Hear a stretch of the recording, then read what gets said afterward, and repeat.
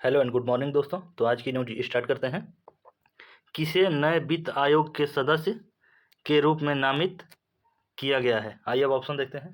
A option है Rahul Singh, B option है Rajiv Singhal, C option है मनोज पांडा और डी ऑप्शन है संजय नायर। तो ऑप्शन चाहिए इसमें आपका सी, मनोज पांडा को। अब वित्त आयोग के बारे में जान लेते हैं। वित्त आयोग की स्थापना 22 नवंबर 1951 को हुआ था। अगला पॉइंट, वित्त आयोग को संविधान के अनुच्छेद 280 के खंड 1 के अनुसार वित्त आयोग का गठन हर 5वें वर्ष या उससे पहले किया जाना है। अगला पॉइंट, पहले वित्त आयोग का कार्यकाल 1952 से 1957 तक था। इसके अध्यक्ष केसी नियोगी थे। अब आगे देख लेते हैं इसके बारे में। सरकार ने मनोज पांडा को 16वें वित्त आयोग का नया पूर्णकालिक सदस्य नियुक्त किया है। अगला पॉइंट, वह आर्थिक विकास संस्थान के पूर्व निदेशक हैं। अगला पॉइंट, इस नई नियुक्ति ने वित्त पैनल को पूरा कर लिया है, जो केवल 3 पूर्णकालिक सदस्यों और अध्यक्ष अरविंद पनगड़िया के साथ काम कर रहा था।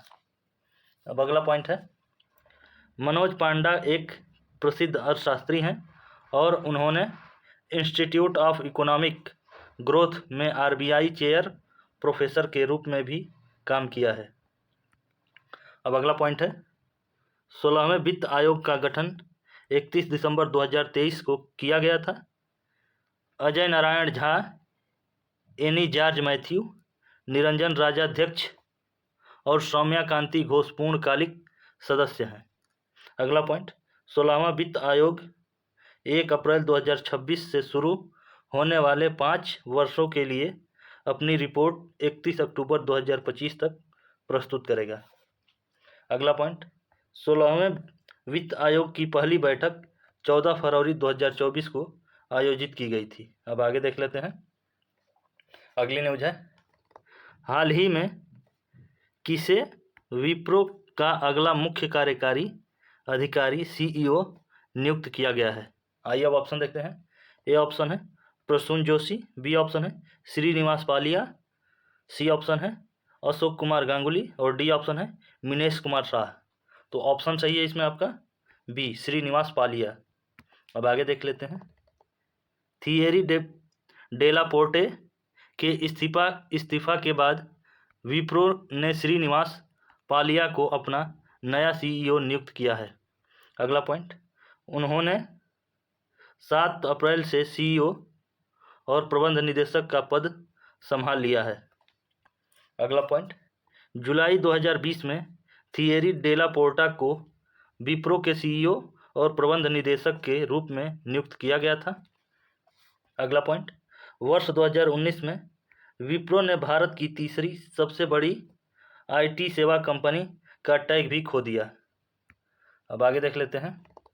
डेला पोर्टा ने विप्रो के संचालन मोड और संरचना को नया रूप दिया और विभिन्न रणनीतिक व्यापार इकाइयों, एसबीयू, भौगोलिक क्षेत्रों और सेवा लाइनों को 4 रणनीतिक बाजार इकाइयों और 2 वैश्विक बिजनेस लाइनों से बदल दिया।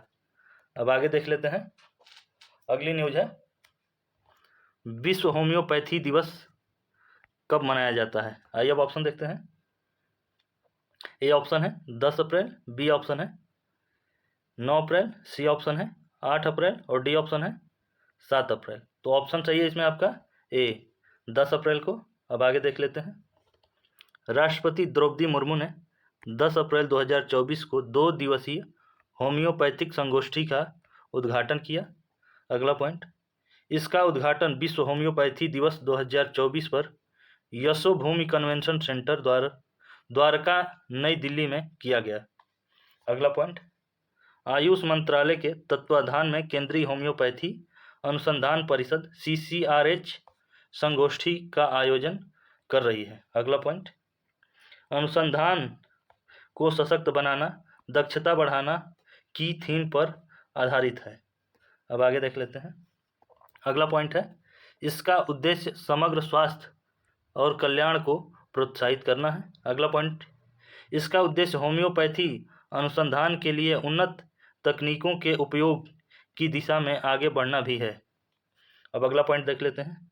उद्घाटन समारोह के बाद बुद्धि के शब्द पर एक सत्र होगा। अगला पॉइंट, कार्यक्रम के दौरान 17 CCRH प्रकाशन जारी किए जाएंगे और पद्म पुरस्कार विजेताओं को सम्मानित किया जाएगा। अब आगे देख लेते हैं।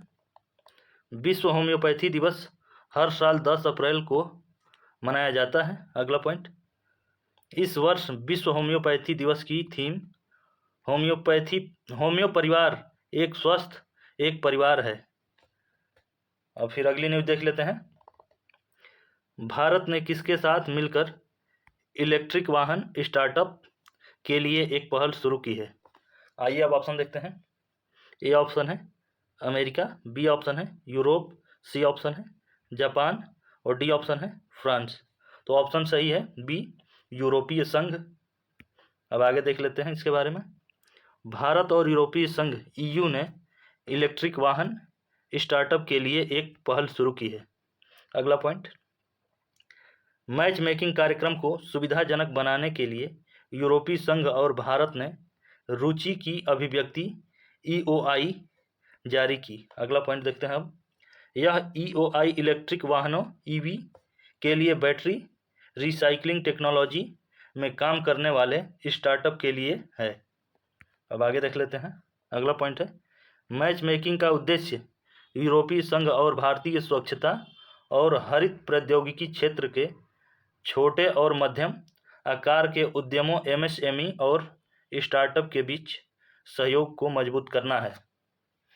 अब अगला पॉइंट देख लेते हैं। यह पहल भारत EU व्यापार एवं प्रौद्योगिकी परिषद TTC का हिस्सा है। अब अगला पॉइंट देखते हैं। भारत और यूरोपीय आयोग द्वारा 25 अप्रैल 2022 को नई दिल्ली में भारत EU व्यापार और प्रौद्योगिकी परिषद TTC की घोषणा की गई। अब आगे देख लेते हैं। अगला पॉइंट है, 12 इनोवेटर्स को चुना जाएगा। 6 यूरोपीय संघ से होंगे और 6 भारत से होंगे।